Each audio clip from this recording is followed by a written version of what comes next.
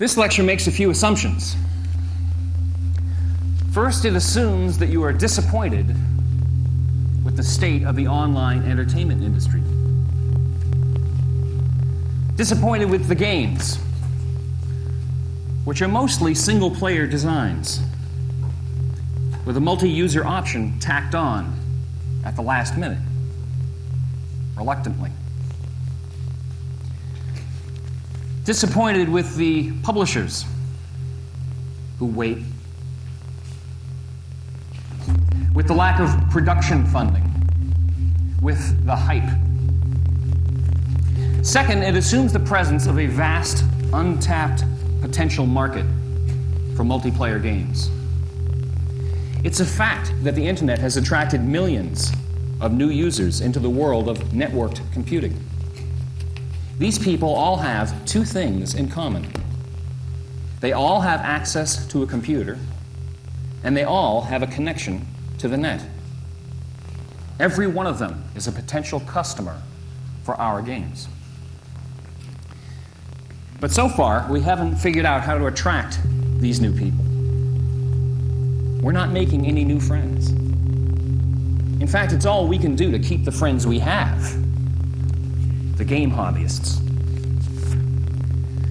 We seem to have a pretty good idea about what our existing audience wants. So how do we find out what the rest of the world wants? How do we get the computer users who aren't playing any online games, or any games at all, to give them a try? Well, we could ask them. We could try market surveys or focus groups. But these methods aren't likely to tell us anything we don't already know or couldn't guess. We need a breakthrough here. And questions can't lead us to a breakthrough unless we're willing to break something. Before we can learn, before we can grow, we have to be prepared to listen. What does it mean to listen? The word is commonly understood to mean attentive hearing. It has its etymological origin in the archaic verb list. List, they used to say. Shh, list. The wild boars are outside.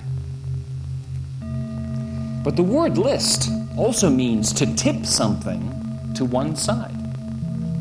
When a sea vessel leans to starboard or to port, it is said to be listing. So how did the word list turn into the modern verb listen? It's because when we try to hear something, we sometimes cock our heads in the direction of the sound. So to listen means more than to hear attentively. The word also implies a change of inclination, a new slant. By listening, we put ourselves into a receptive attitude, a position to be realigned. To truly listen is to admit the possibility of upset.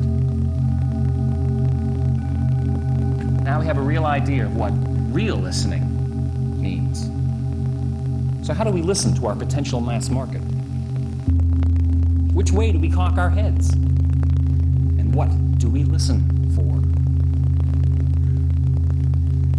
We can begin by looking for clues in our own industry.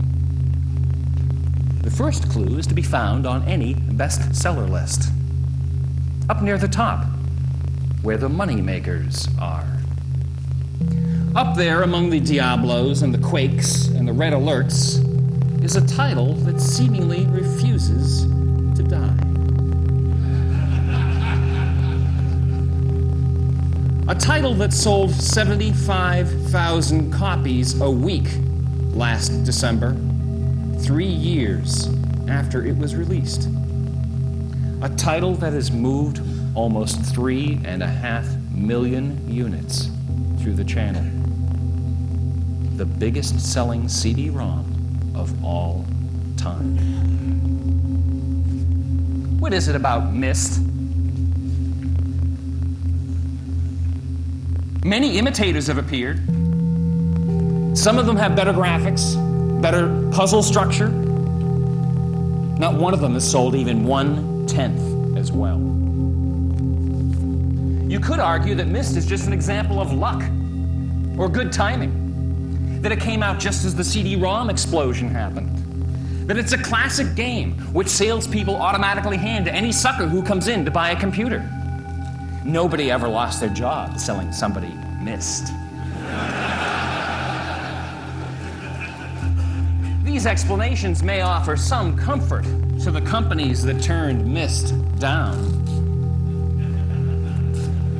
But they beg the question, don't they?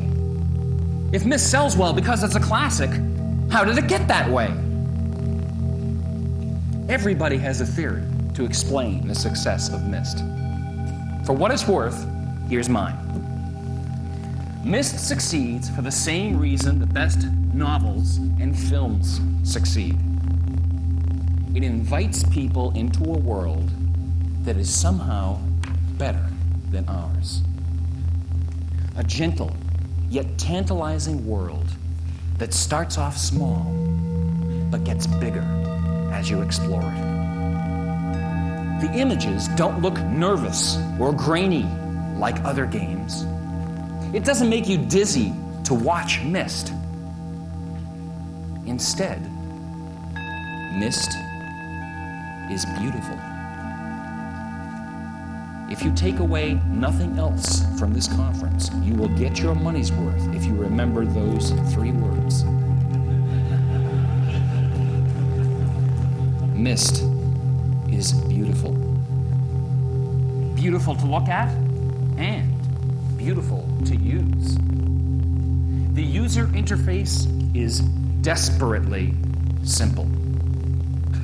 The pace is slow and thoughtful. Death, failure, and humiliation do not lurk around every corner. And although it has no network component at all, it is fun and rewarding to play Myst with other people. Listen, every one of your high-tech games is being mercilessly outsold by a 3-year-old HyperCard stack.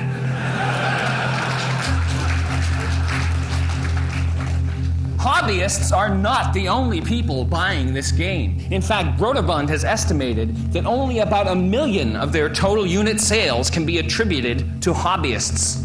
Only 1 million. Myst obviously has a lot to teach us about the kinds of interactive experiences real people like. Now let's look at an example from the world of networked games. So far, networked games have failed to make any significant impression on the mass market. So let's use the best example we can find in the hobbyist market. Let's incline our heads towards the most successful online game of all time. At first glance, this title doesn't seem to have very much going for it. The first problem is the graphics. There aren't any. It's all text. It's not even proportional text. It's monospace text. It looks like an old terminal program in a VT52. There's no sound or music.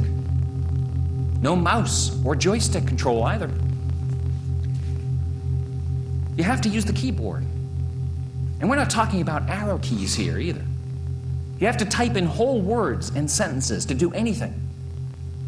And you have to spell them right, too. Kind of like those old adventure games nobody plays anymore.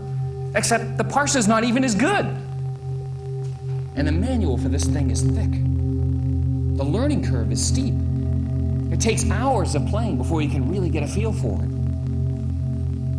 Nevertheless, despite all these problems, this title has generated more total revenue than any other online game in history.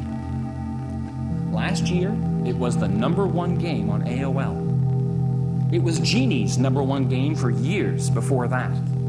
Thousands of paying customers log in every day. Over 1 million player hours are logged every month. Why, in this age of glorious real-time 3D, do people put up with this primitive relic of a game? What is it about Gemstone? There are dozens of other MUDs out there, you know. Many of them are far more technically sophisticated than Gemstone. Some of them have thousands and thousands of rooms with hundreds of monsters and magic spells. Gemstone doesn't. Some allow players to freely create their own rooms and objects. Gemstone doesn't. Some are based on popular books and movies. Gemstone isn't. Nearly all of them are available completely free of charge. Gemstone isn't. Well, it's on AOL, you say. They have a huge audience to draw from. But Gemstone isn't the only MUD on AOL. There are several others, some of them from the same developer. They're not doing nearly as well. So what's going on here? What's the secret sauce? Gemstone gets a lot of basic stuff right. The world is big enough. The monsters are numerous enough. The spell list has sufficient variety. Nothing feels capricious. The pacing is good. Beginners are quickly rewarded, and old-timers always have something to look forward to. The game is also very well managed. It is staffed by paid game masters who know how to handle customers. In fact, Gemstone is one of the very few professionally managed MUDs in the world. It is reasonably stable, generally reliable. It feels substantial, worn in, and time-tested, because it is. Now, Myst and Gemstone are two very different game experiences. One has lots of graphics and sound, a wonderfully simple interface, and virtually no learning curve. The other is ugly, primitive, clumsy to play, difficult to learn. Yet both are the most successful products in their categories. Why? What are people responding to in these games? Listen. This is harmony. This is not. Harmony isn't something you can fake. You don't need anyone to tell you if it's there or not. Nobody can sell it to you. It's not an intellectual exercise. It's a sensual, intuitive experience. It's something you feel. How do you achieve that feeling that everything works together? Where do you get this harmony stuff? Well, I'm here to tell you that it doesn't come from design committees. It doesn't come from focus groups or market surveys. It doesn't come from cool technology or expensive marketing. And it never happens by accident or by luck. Games with harmony emerge from a fundamental note of clear intention. From design decisions based on an ineffable sense of proportion and rightness. Its presence produces an emotional resonance with its audience. A sense of inner unity that has nothing to do with what or how you did something. It has something to do with why. Myst and Gemstone both have harmony. They have it because their makers had a vision of the experience they were trying to achieve and the confidence to attain it. They laid down a solid ambient groove that players in their respective markets can relate to emotionally. They resisted the urge to overbuild. They didn't pile on a lot of gratuitous features just so they could boast about them. and they resisted the temptation to employ inappropriate emotional effects. Effects like shock violence, bad language, inside humor. You know, the suspension of disbelief is fragile. It's hard to achieve it and hard to maintain. One bit of unnecessary gore, one hip colloquialism, one reference to anything outside the imaginary world you've created is enough to destroy that world. These cheap effects are the most common indicators of a lack of vision or confidence. People who put this stuff into their games are not working hard enough. Now, the principle of harmony applies to almost any work of art. But now let's take a look at another principle, a principle that applies only to interactive art. First and foremost, game designers are anticipators. Anticipators. Our job is to establish limits on what players can do and try to deal with all the things they might try within those limits. But what about the things you can't anticipate? You know, computer games are complex systems. Their responses are based on dozens of operating parameters that interact with each other, often in real time. Drop a human decision maker into a complex system, and odd stuff can begin to happen. Drop in 2 or more human decision makers, and things can get really interesting. Some of us call these interesting developments undocumented features. I call them emergent behaviors. Excellent articles have been written about emergent behaviors in multiplayer game environments. Dr. Richard Bartle, co-inventor of the original MUD, wrote a fascinating piece called Hearts, Clubs, Diamonds, Spades, Players Who Suit MUDs. It's available on the web at this URL. The folks at Electric Communities have also written a number of interesting papers on the subject. Their URL is there below. Let me describe to you an emergent behavior that appeared on the M-Player multiplayer game service a few months ago. One of the documented features of the M-Player service is real-time voice chat. This feature allows players to hold down a hotkey or press a button and send a voice message. Not many of M-Player's users are using voice chat yet. Some of them don't have microphones. Others don't have their sound card set up right. So when visiting a game room, it's typical to find only 1 or 2 players using voice chat. Everybody else chats with text. A couple weeks after M-Player launched commercially, something odd began to happen. Late one afternoon, when entering a game room for Command & Conquer, I was surprised to hear Van Halen coming from my computer speakers.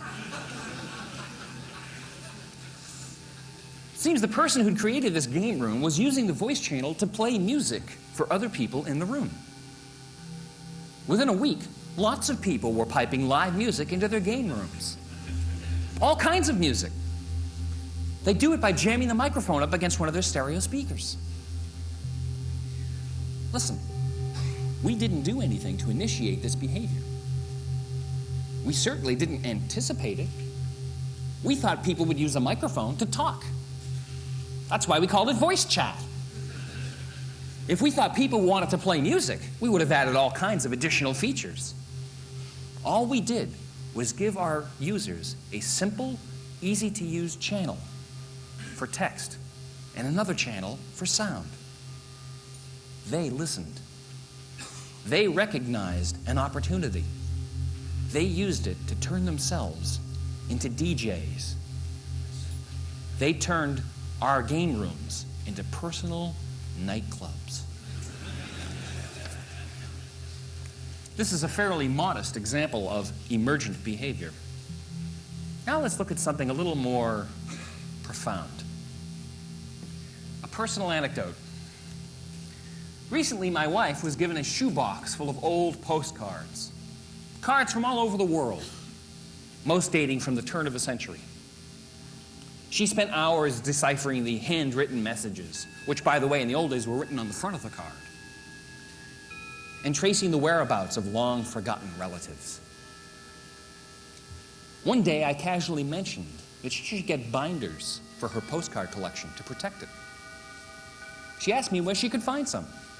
I told her to look on the web. When I came home that night, my wife was rather excited. She found a source for postcard binders. She also found dozens of sites devoted to the hobby of collecting postcards.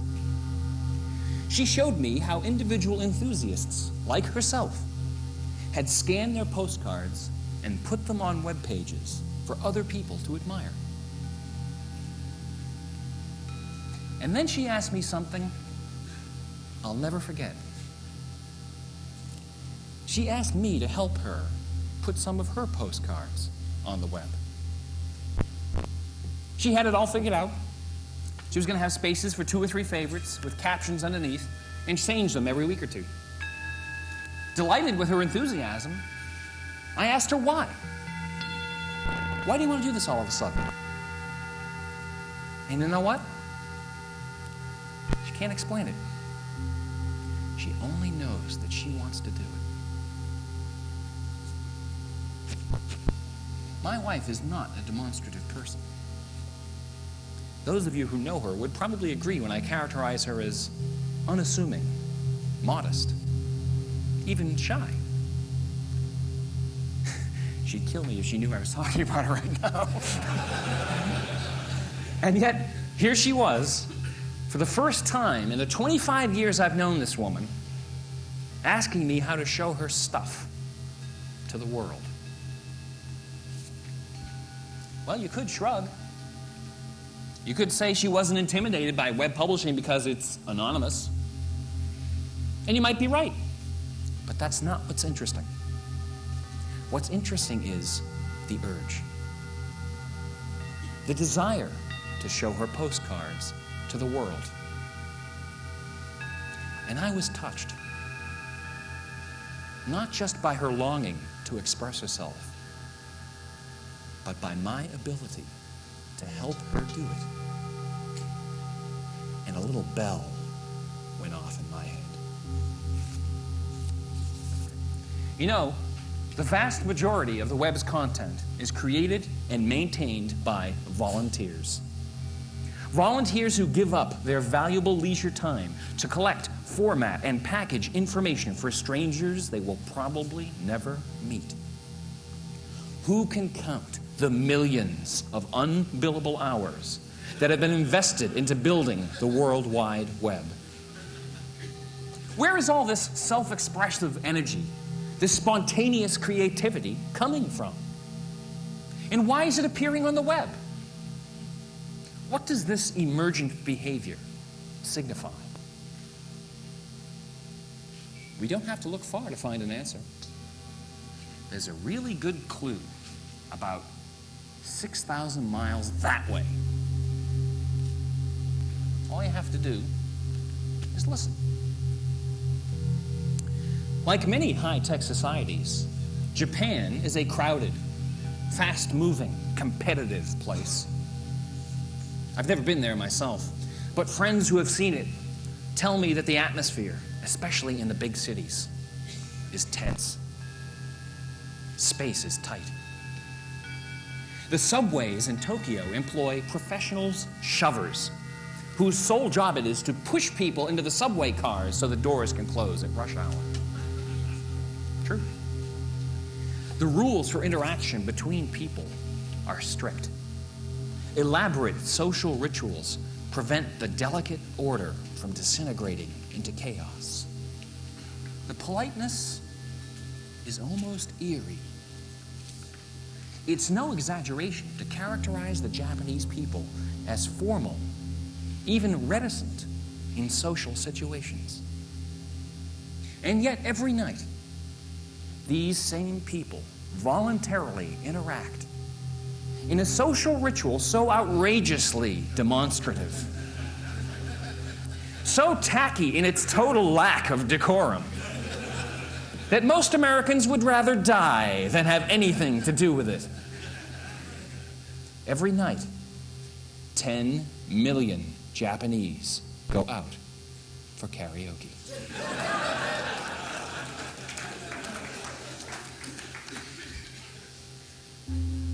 Listen.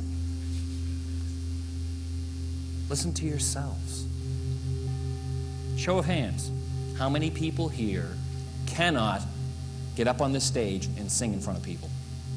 Show of hands. Keep your hands up.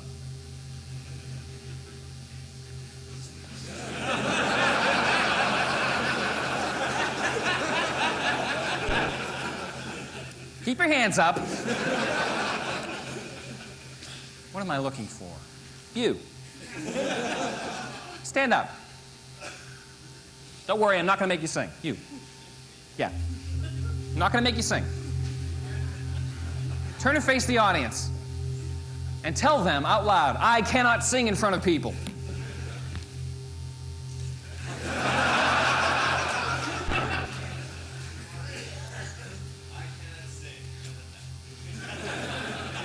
All of you who raised your hand, say it together. I cannot sing in front of people. Let me give you a word of advice, my friends. Succeed or fail. You are what you dare. Why are us Americans so embarrassed about the prospect of standing up and singing in front of people? I believe it's because American culture doesn't encourage gratuitous self-expression. Our culture doesn't value creativity for its own sake. We are taught to be vaguely ashamed of our personal creative impulses.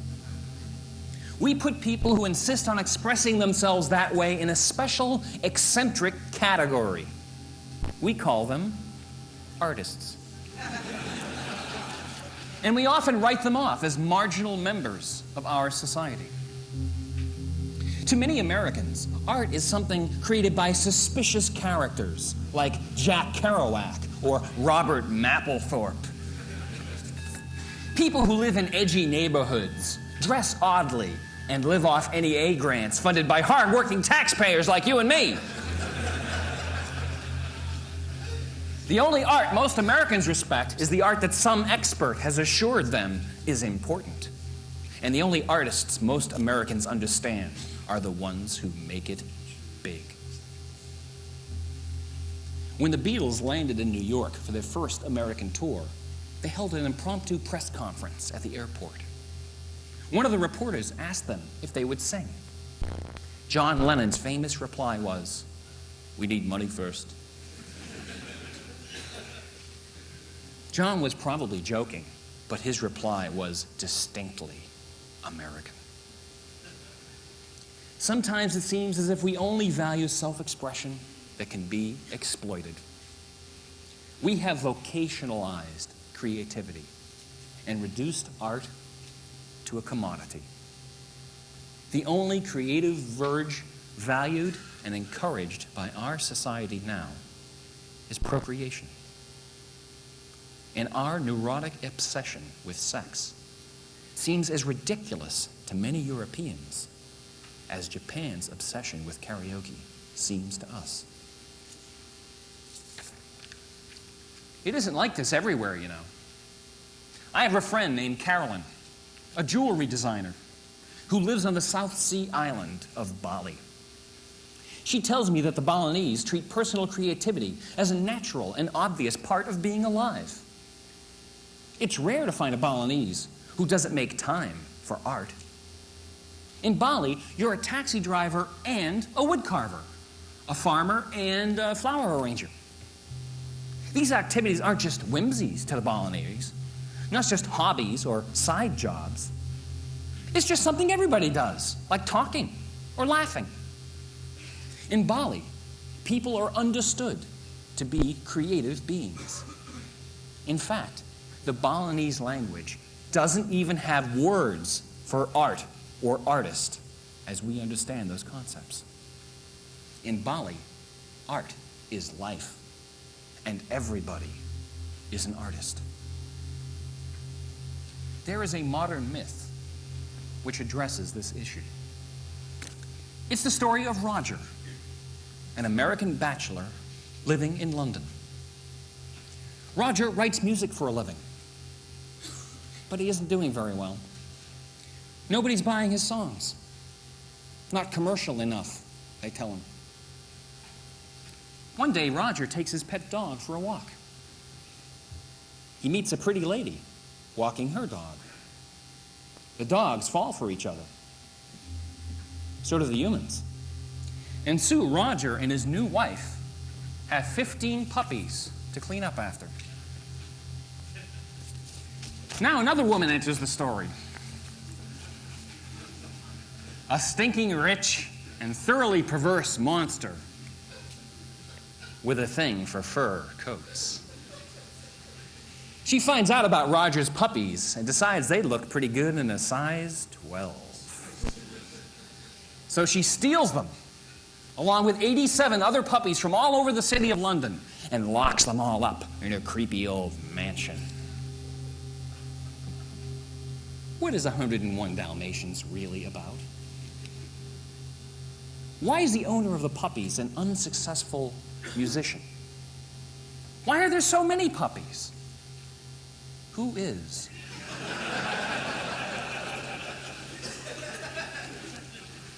Cruella de Vil. Armchair analysis. The outrageous wealth of puppies is a fairly obvious symbol for creative fertility. The puppies simply represent Roger's music. They even look like musical notation running around the house. And Cruella is an allegory for the forces of creative repression. Not just the mercenary publishers who won't take Roger's music, the publisher right in here. The publisher that says, I can't sing in front of people. I'm too old. I'm not good enough. The best part of the movie is the way the puppies are saved. Now, Roger's helpless. He doesn't know what to do or where to begin looking for him. But the dogs of England have a secret communication system. They bark and howl throughout the night to raise the alarm. Nature itself rises up to save those puppies. Listen. The creative impulse is like the gooey stuff in the middle of a Twinkie.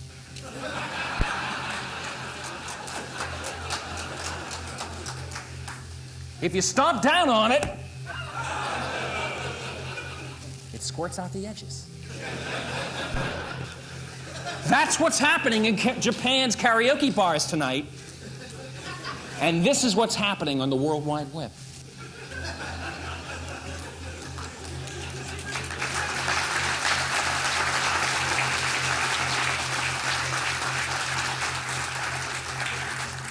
It's interesting to note that in the 1961 version of 101 Dalmatians, Roger is the songwriter.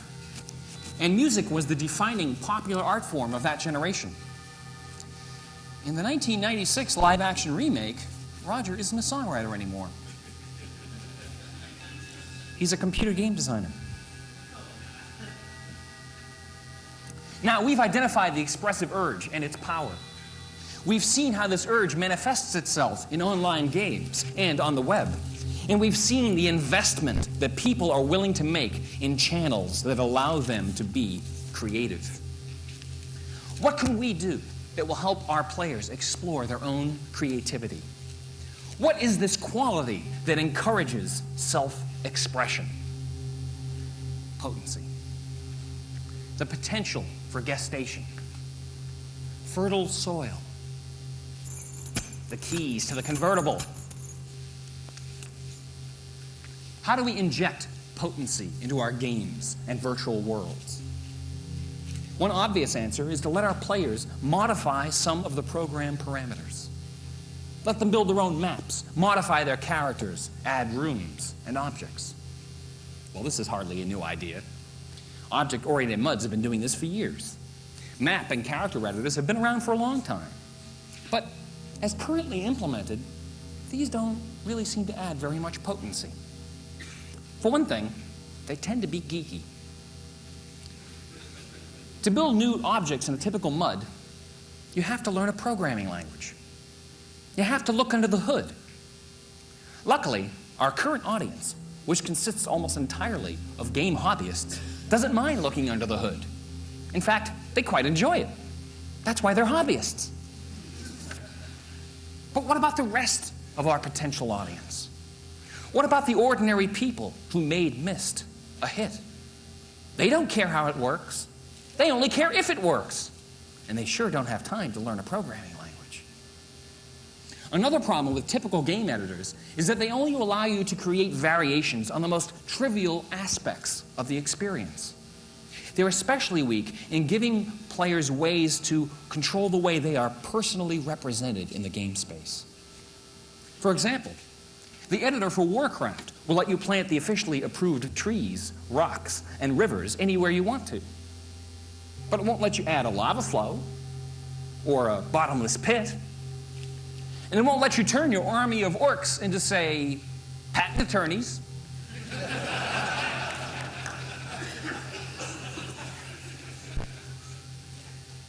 Even though only a very small change in the art would be required.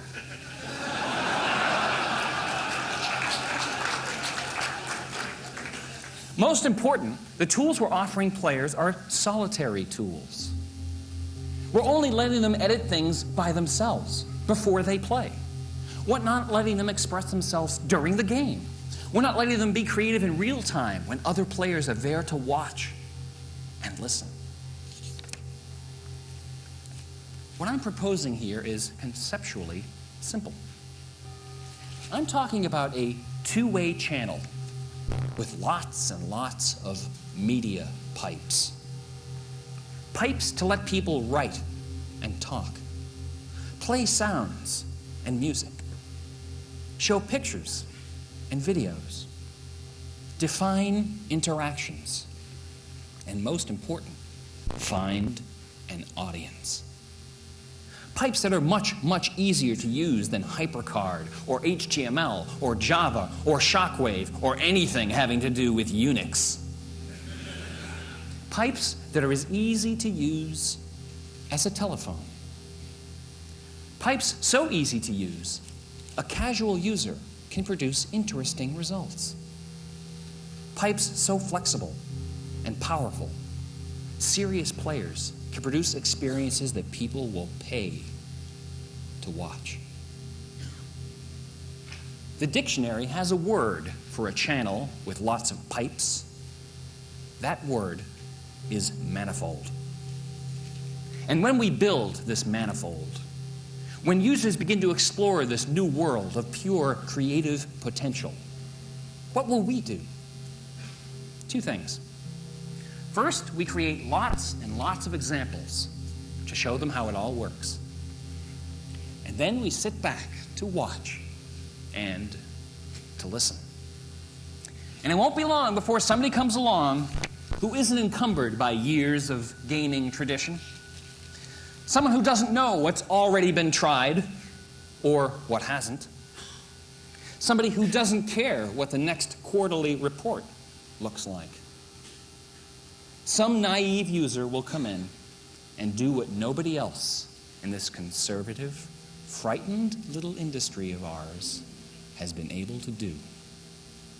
Somebody will figure out what real people want to do online. There is a precedent for this kind of thing, you know.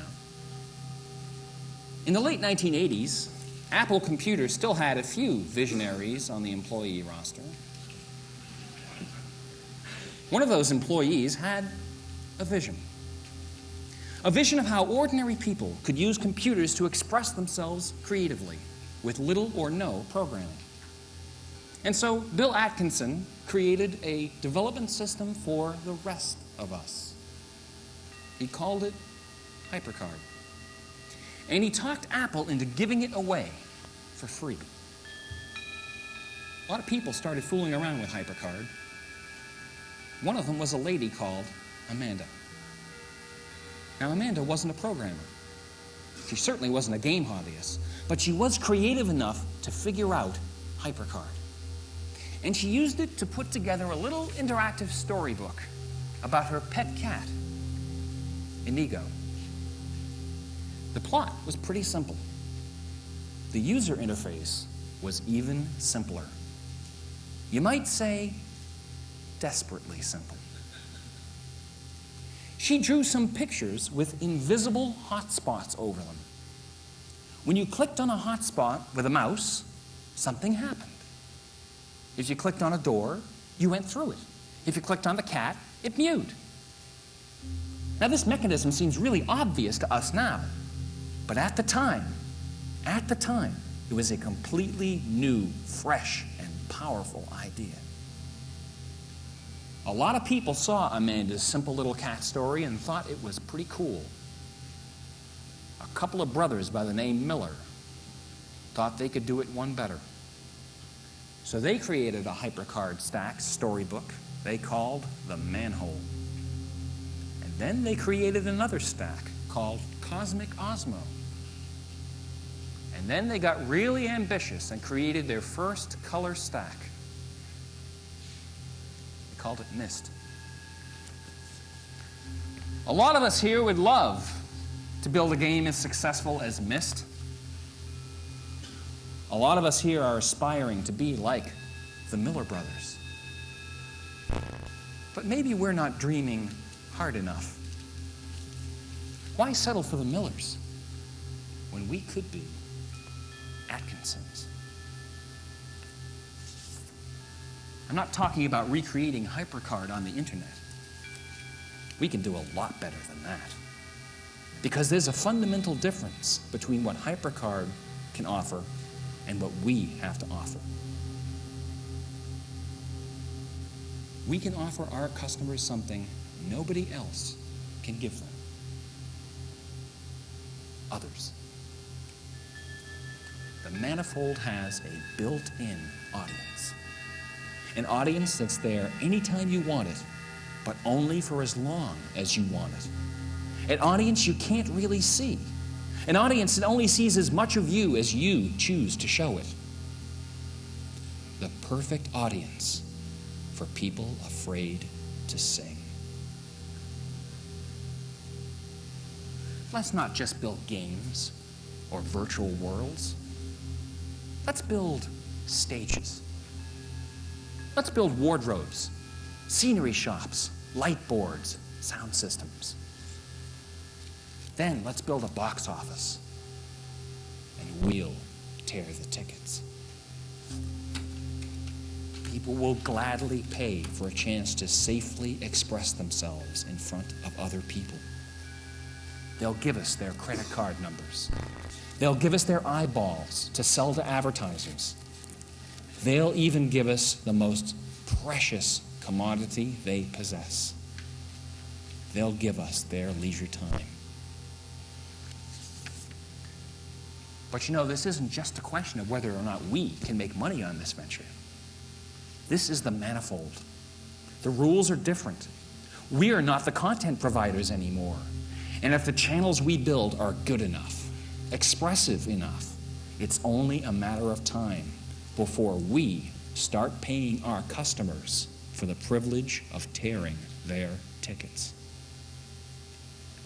Imagine a network where players can set up their own gaming or performance spaces. Each individual can decide whether or not they want to charge admission. They can make it free if they want, or they can ask visitors to pay some amount they determine for a chance to look at their work. We are the billing system. Some performers may prefer to be supported by advertising. We are their agents. We can match them up with suitable advertisers, count the eyeballs for them, and take our percentage. But what's to stop people from going anywhere? How do you differentiate yourself in a market filled with content providers? Simple. You build a better theater, because the best performers and the best audiences are always attracted to the venues with the best equipment. The implications of what I'm talking about here are far-reaching, to say the least. We're not just talking about computer games or virtual worlds anymore. I'm talking about an enabling technology for a whole new kind of entertainment business. An environment of creative opportunity where anyone with initiative, anyone, even an individual dreamer, can get access to the tools of high-tech creativity and, for the first time, a paying audience. An environment that not only allows experimentation and innovation, but positively encourages it. An environment flexible enough to discover the vital, interactive art forms this timid little industry of ours has so far failed to identify. This is a chance for our industry to turn the whole idea of mass entertainment upside down. We have the means to plant the seed of a revolutionary idea into our culture. The idea that everyone's thoughts, everyone's opinions, everyone's dreams have real, tangible value. The idea that creativity isn't just something you receive and consume, that creativity is something you are. We can take the tools of high-tech creativity away from Madison Avenue executives and Hollywood lawyers and Silicon Valley review boards and put them back in the hands of ordinary people where they belong. We can revive the joy of personal creative fulfillment in a culture that has all but extinguished it. Writers cannot do this. Film directors cannot do this. Only we have the power of mass interactivity. Only we can build the manifold. All the novels that have ever been written, all the LPs ever recorded, every film ever made, every work of mass media ever created has been leading up to this awesome possibility. It is a great joy to enrich oneself, but it is a greater joy to enrich others. And the greatest and most joyful experience of all is to help someone rediscover their own voice, to transcend doubt, to overcome fear, and learn to sing. The dictionary has a word for helping people to realize themselves. That word is compassion. The manifold is a compassion machine. Its realization would represent a triumph of the creative spirit. And history has placed the means of securing this triumph in your hands.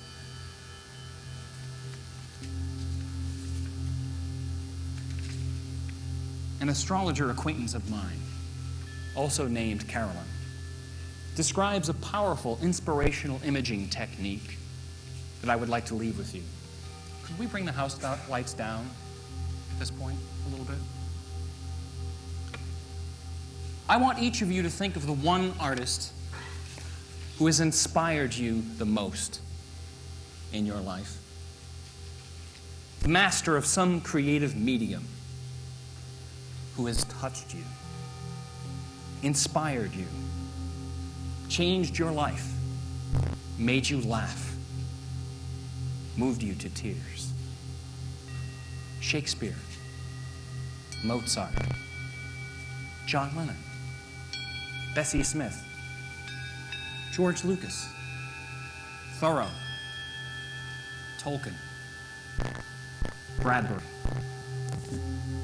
Close your eyes for just a moment. And imagine that this master artist is standing directly behind you. Now imagine this artist silently putting his or her hand on your shoulder.